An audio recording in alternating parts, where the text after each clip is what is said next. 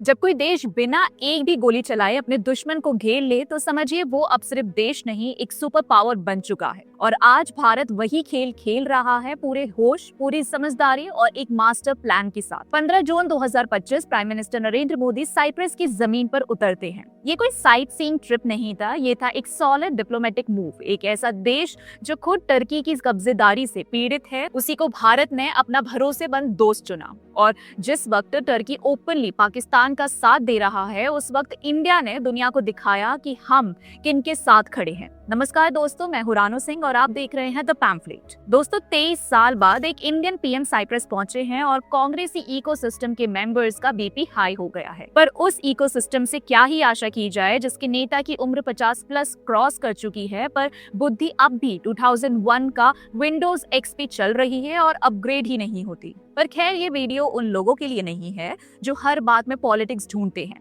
ये आप सबके लिए है, ताकि आप समझ सके कि पीएम मोदी की साइप्रस विजिट सिर्फ एक फॉरेन ट्रिप नहीं थी, बल्कि एक सोची समझी डिप्लोमेटिक चाल थी। चलिए समझते हैं क्यों। साइप्रस वो आइलैंड है जो मेडिटेरेनियन के एग्जैक्ट क्रॉस बॉर्डर पर बैठा है, एक स्ट्रेटेजिक पावर बटन जहां से तीन बड़े जियोपॉलिटिकल थ्रेट्स इंटरसेक्ट करते हैं। वो है आईएमईसी कॉरिडोर, यूरोपियन यूनियन की प्रेसिडेंसी 2026 और टर्की की पुरानी दबंगाई, सब एक फ्रेम में आ जाते हैं। दोस्तों, हम ये तो जानते हैं कि किस तरह टर्की ने पाकिस्तान को ऑपरेशन सिंदूर में टर्किश ड्रोन्स देकर हमारा सिर दुखाया। मोदी जी ने सीधा साइप्रस जाकर अंकारा को मैसेज भेज दिया, दोस्त को गले लगाएंगे, दुश्मन को सिग्नल देंगे। एक तरफ साइप्रस जैसे दोस्त हैं जो हर मौके पर भारत के लिए खड़े मिलते हैं, दूसरी तरफ टर्की जैसे दोस्त हैं जो भारत के दुश्मन को वेपन्स और टेक देते हैं। जिनको नहीं पता उनके लिए हम ये बताना चाहेंगे कि ऑपरेशन सिंदूर के अटैक्स में पाकिस्तान ने जो ड्रोन्स यूज किए, उनमें से रिपोर्टेडली टर्किश मेड बैरक्टर T2B और सोंगा ड्रोन्स शामिल थे। ये सिर्फ एक प्रोडक्ट सप्लाई नहीं थी, ये इंडिया के सिक्योरिटी इंफ्रास्ट्रक्चर पर एक स्ट्रेटेजिक ब्रीच था। जब एक देश डायरेक्टली या इनडायरेक्टली भारत पर अटैक में मदद करता है तो फिर उसे न्यूट्रल भी कहना डेंजरस इल्यूजन है। जब बात भारत के नेशनल इंटरेस्ट की होती है, चाहे वो कश्मीर हो, यूएन में परमानेंट सीट का इशू हो या न्यूक्लियर एक्सेस के लिए ग्लोबल प्लेटफॉर्म्स पर सपोर्ट हो, साइप्रस ने हमेशा भारत के साथ दोस्ती निभाई है। कश्मीर पर ओपनली इंडिया के स्टैंड को सपोर्ट किया, यूएनएससी रिफॉर्म्स में भारत की परमानेंट मेंबरशिप को एंडोर्स किया और एनएसजी और आईएईए जैसे सेंसिटिव न्यूक्लियर ग्रुप्स में इंडिया को ग्लोबल लेजिटिमेसी दिलवाने में पूरा सपोर्ट दिया। क्रॉस बॉर्डर टेररिज्म के खिलाफ भी साइप्रस ने कंसिस्टेंटली इंडिया के पोजीशन का समर्थन किया है, बिना किसी बट के। ऐसे में पीएम मोदी का साइप्रस विजिट सिर्फ एक डिप्लोमेटिक ट्रिप नहीं, ये एक क्लियर स्ट्रेटेजिक अलाइनमेंट का सिग्नल है जो भारत की नेशनल सिक्योरिटी और ग्लोबल स्टेचर दोनों को स्ट्रेंथन करता है। अब आप में से किसी को अगर लगे कि साइप्रस छोटा है, क्या ही फायदा होगा, तो चलिए आपको थोड़ा ग्लोब भी घुमा देते हैं। साइप्रस कोई रैंडम छोटा सा आइलैंड नहीं है, ये यूरोप, वेस्ट एशिया और नॉर्थ अफ्रीका के बीच में एक स्ट्रेटेजिक चौराहा है। यही तो नोड है जहां से India middle east Europe economic corridor IMEC पास करेगा। वो कॉरिडोर जो भारत के ट्रेड को डायरेक्ट यूरोप से कनेक्ट करेगा, बाईपासिंग ट्रेडिशनल चोक पॉइंट्स। और अब सुनो असली मास्टर स्ट्रोक। 2026 के पहले हाफ में Cyprus EU European Union council का प्रेसिडेंट बनने वाला है। मतलब निकोशिया होगा इंडिया का direct diplomatic gateway to the European Union, एक ग्लोबल ट्रेड, टेक और सिक्योरिटी पावर हाउस। जब दोस्ती बनानी हो तो गेट कीपर से बनाओ,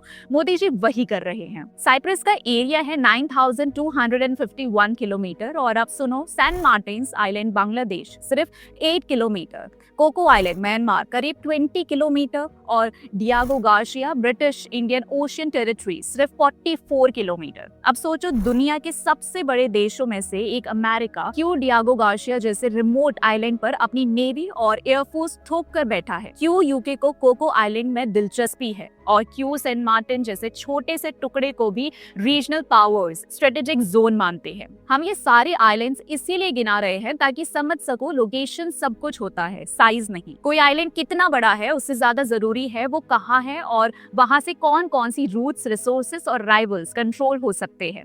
यही वजह है कि साइप्रस छोटा होने के बावजूद मेडिटेरेनियन में एक जियोपॉलिटिकल जैकपॉट बन गया है और इंडिया उसको मिस नहीं कर सकता। साइप्रस भी वही करता है, IMEC का एंकर बनकर भारत को यूरोप से जोड़ता है, मेडिटेरेनियन के स्ट्रेटेजिक फुटहोल्ड देता है और यूरोपियन यूनियन के अंदर अपना ट्रस्टेड इंसाइडर बन जाता है। पीएम मोदी साइप्रस के लिमासोल बिजनेस राउंड टेबल में एक सिंपल मैसेज लेकर गए, India is not just growing, it's transforming into the world's third largest economy. और ये ट्रांसफॉर्मेशन कोई जुमला नहीं, टैक्स रिफॉर्म्स, डिजिटल इंफ्रास्ट्रक्चर और ईज ऑफ डूइंग बिजनेस जैसे कॉन्क्रीट स्टेप से हो रहा है। साइप्रस के इन्वेस्टर्स के सामने मोदी जी ने ये भी साफ कर दिया, ये नया भारत है, इन्वेस्टर्स फ्रेंडली भारत है। साइप्रस भी खाली दोस्ती के लिए फोटो नहीं खिंचवाता, ये देश एक्चुअल पैसा लगाता है। देखा जाए तो साइप्रस हमेशा से इंडिया का एक top foreign direct investment FDI source रहा है, स्पेशली आफ्टर दोनों देशों ने डबल टैक्सेशन अवॉइडेंस एग्रीमेंट डीटीएए को रिवाइज किया। इसका मतलब इन्वेस्टर्स को अब टैक्स डबल नहीं, कटौती कॉन्फिडेंस डबल हो गया है। और सिर्फ टैक्स नहीं, साइप्रस का शिपिंग और real estate sector already Indian capital का ट्रस्टेड पार्टनर है। निकोशिया ने कंसिस्टेंटली इंडिया के इकोनॉमिक रिफॉर्म्स पर ट्रस्ट दिखाया है, और जब यूरोप में भरोसा चाहिए होता है, साइप्रस एक डिपेंडेबल इकोनॉमिक ब्रिज बन जाता है। एक छोटी सी आइलैंड ने भारत के इकोनॉमिक मैप पर एक गेटवे का काम किया है, और मोदी जी उस गेटवे को और बड़ा और सॉलिड बना रहे हैं। दोस्तों, साइप्रस एक फ्रंटलाइन स्टेट है जो टर्की के एक्सपेनिस्ट एम्बिशन के सामने 50 साल से खड़ा है। सिंस 1974 टर्की ने साइप्रस के नॉर्थ ईस्ट रीजन को ऑक्यूपाई कर रखा है, और तब से साइप्रस लिटरली डिवाइडेड है, ग्रीक साइप्राइट्स साउथ में, टर्किश फोर्सेस इलीगली नॉर्थ में। पीएम मोदी ने साइप्रस के प्रेसिडेंट क्रिस्टोबलाइट्स के साथ यूएन मॉनिटर ग्रीन लाइन का टूर भी किया, जिसकी हम सबको उम्मीद भी थी। ये वही जगह है जो टर्किश आर्मी ने 1974 में कब्जा कर लिया था, और तब से साइप्रस दो हिस्सों में बटा हुआ है। एक साइड पे रिपब्लिक ऑफ साइप्रस, दूसरी तरफ टर्किश ऑक्यूपाइड नॉर्थ। इस ग्रीन लाइन पे जाना सिर्फ एक टूर नहीं था, ये एक डिप्लोमेटिक स्टेटमेंट था कि भारत किसके साथ खड़ा है और किसको पोलाइटली वार्निंग मिल रही है। आज के टाइम में जब टर्की ओपनली पाकिस्तान का साथ दे रहा है, चाहे वो रीसेंट इंडिया पाकिस्तान कॉन्फ्लिक्ट में मिलिट्री ड्रोन्स देना हो या डिप्लोमेटिक कवर प्रोवाइड करना हो, तो इंडिया का ये साइप्रस विजिट सीधा मैसेज है। अर्दोगान ने खुद बोला था कि टर्की हमेशा पाकिस्तान के साथ रहेगा, अच्छे वक्त और बुरे वक्त में। मोदी जी ने उसका जवाब डिप्लोमेसी से दिया। भारत दोस्तों के साथ खड़ा होता है, नफरत फैलाने वालों के साथ नहीं। मोदी ने ये भी रिफर्म किया कि भारत साइप्रस की यूनिटी और सोवरेनिटी को सपोर्ट करता है, और यूएन सिक्योरिटी काउंसिल के रिजोल्यूशंस के बेसिस पर टर्की की आर्मी को वापस जाना चाहिए। ये मैसेज उन रिजोल्यूशंस को भी इंडोर्स करता है जो डिकेड से पेंडिंग है। एक छोटी सी आइलैंड नेशन के लिए भारत का ये सपोर्ट दिखाता है कि हम सिर्फ अपना फायदा नहीं देखते, हम वैल्यूज के साथ भी खड़े रहते हैं। अब अगर एनर्जी की बात करें तो ये ट्रायंगल इंडिया, इजराइल, साइप्रस सिर्फ दोस्ती या डिफेंस तक सीमित नहीं। ईस्ट मेडिटेरेनियन गैस फील्ड्स और एलएनजी टर्मिनल्स में जॉइंट इन्वेस्टमेंट हो रहा है। टर्की डोमिनेटेड सप्लाई चेन्स को बाईपास करके भारत अपना एनर्जी बेस डाइवर्सिफाई कर रहा है। ये एक इकोनॉमिक और नेशनल सिक्योरिटी दोनों का इशू है। मतलब जब कल को वेस्ट एशिया गर्म हो, भारत की गैस सप्लाई ठंडी बनी रहे।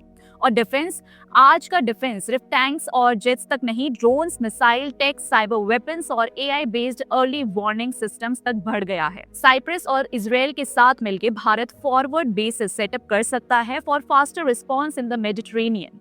मिसाइल्स और ड्रोन सिस्टम्स को डेवलप कर सकता है, localized make in India style. Cyber और एआई स्टार्टअप्स में डुअल यूज टेक्नोलॉजी बनाई जा सकती है, मतलब पीस टाइम में भी काम आए और वॉर टाइम में भी। Non-NATO triangle Cyprus, India, Israel is becoming a real power alignment. Turkey, Iran और पाकिस्तान जैसा ट्राइलेटरल एंटी इंडिया नैरेटिव इसको देख के काफी परेशान है। जब टर्किश एमपी अली सहीन कहते हैं इस्लामाबाद की सिक्योरिटी अंकारा की सिक्योरिटी है, तो भारत ये ट्रायंगल बनाकर कह रहा है भारत की सिक्योरिटी मेडिटेरेनियन तक फैल चुकी है। ये पीएम मोदी का एक स्मार्ट मूव है जिसमें इंडिया ने एक तीर से तीन निशाने लगाए, टर्की का नैरेटिव तोड़ना, पाकिस्तान को आइसोलेट करना और मेडिटेरेनियन में अपना प्रेजेंस एसर्ट करना। दोस्तों, अब आपको शायद समझ आ गया होगा कि पीएम मोदी साइप्रस क्यों गए। थाउजेंड्स ऑफ किलोमीटर्स दूर एक छोटी सी आइलैंड नेशन पर जियोपॉलिटिक्स में साइज नहीं, लोकेशन मैटर करती है। जैसे अमेरिका और ब्रिटेन ने डियागो गार्सिया को अपना मिलिट्री लॉन्च पैड बनाया, एक रिमोट अटोल जहां से पूरा इंडियन ओशियन कवर होता है, वैसे ही साइप्रस भी भारत के लिए मेडिटेरेनियन में एक पावर नोड बन सकता है। ये एक स्ट्रेटेजिक आउटपोस्ट है जहां से सी लेन्स कंट्रोल होते हैं, logistics logistic supply line secure की जाती हैं और सर्विलेंस ऑपरेशंस चलाए जा सकते हैं। अगर फ्यूचर में IMEC का कॉरिडोर एक्टिव होता है तो साइप्रस उसका मेडिटेरेनियन गेटवे होगा। Port infrastructure, forward naval presence और अर्ली वार्निंग इंटेलिजेंस सिस्टम यहीं से डिप्लॉय हो सकते हैं। और ये सब करने के लिए किसी देश का बड़ा होना जरूरी नहीं है, बस उसकी जगह सही होनी चाहिए। Diego Garcia, Saint Martin's island, Coco island, सबका साइज छोटा है पर रोल बड़ा। साइप्रस भी वैसा ही एक नोड बन सकता है इंडिया के लिए। तो दोस्तों, जब कोई कहे साइप्रस में क्या है, उन्हें बताओ साइप्रस भारत का मेडिटेरेनियन में एंकर बन रहा है और टर्की पाकिस्तान अलायंस के मुंह पे डायरेक्ट जियोपॉलिटिकल थप्पड़ है। अब इस वीडियो को देखकर आपके क्या विचार हैं, हमें कमेंट सेक्शन में जरूर बताइएगा। और वीडियो पसंद आई तो लाइक, शेयर और चैनल को सब्सक्राइब करना ना भूलें। इसी के साथ मिलते हैं अगले वीडियो में, तब तक के लिए जय हिंद।